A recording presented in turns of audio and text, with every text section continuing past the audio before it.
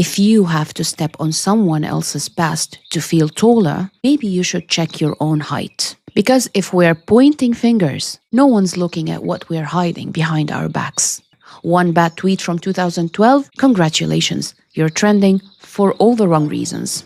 Let me tell you the story of a man I'll never forget. When I visited Alcatraz, the eerie, cold prison in San Francisco Bay, it happened to be a special day. Sitting quietly at a table, signing copies of his book, and eating his cake, was the last known surviving prisoner of Alcatraz. He wasn't a hardened criminal. He wasn't infamous for some grand heist or violent act. He stole a car, a desperate act at a desperate time. And yet, that single moment shaped the way the world saw him forever. After serving his time, he started over. He built a life, found redemption, and even wrote a book to share his story. Not about his crime, but about the transformation. But here's the kicker. No matter how far he'd come, people didn't call him an author, a survivor, or even just by his name. They called him the prisoner from Alcatraz. Imagine that. A single mistake defining you for the rest of your life, no matter what you do to prove you're more than just that moment. He wasn't just carrying his story, he was carrying